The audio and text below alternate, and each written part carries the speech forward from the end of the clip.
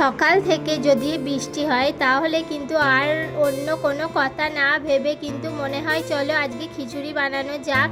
তো সেই রকমই আজকে কিন্তু আমাদের খিচুড়ি রান্না হবে। তো হ্যালো এভরিওয়ান, আমি অতিশা সাহা নিউ দিল্লি থেকে বলছি।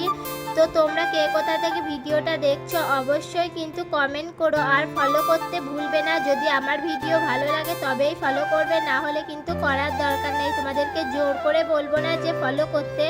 তো এখন বাজে সকাল 10টা, এখন থেকে ভিডিওটা স্টার্ট করছি। তো দেখো এই দুদিন ধরে আমার ছেলের কিন্তু অনেকটাই শরীর খারাপ, যে কারণে আমি লং ভিডিওই করতে পারছি না। তো তাও চেষ্টা করছি আজকে কতটা শেয়ার করতে পারি তোমাদের সঙ্গে।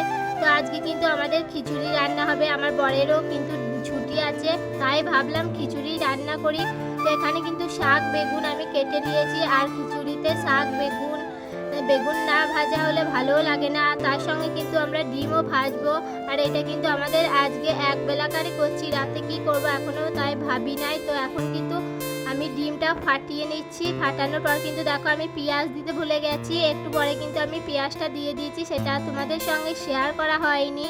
তো এখন কিন্তু বেগুন ভেজে নেবো, আর বেগুনটা অল্পই ভাজবো, যেহেতু অনেকটাই বেগুনটা বয়স্ক ছিল, যে কারণে আমার ভালোই লাগছিল না, তাই কিন্তু আমি আর্ধেক ভেজেছি, আধখানে কিন্তু রেখে দিয়েছিলাম।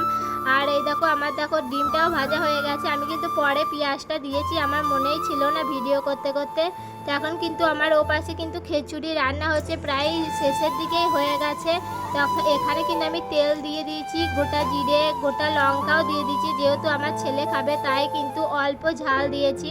আর টমেটো পেঁয়াজ কিন্তু অ্যাড করে দিয়েছি। আর এখানে আদা বাটা, রসুন বাটা, তারপরে জিরে গুঁড়ো, হলুদ, লঙ্কা এগুলো কিন্তু দিয়ে দিয়েছি। তারপরে ওটা অনেকক্ষণ ধরেই হওয়ার পরে কিন্তু খিচুড়িতে আমি ঢেলেছি। ভিডিওটা ভালো লাগলে লাইক কমেন্ট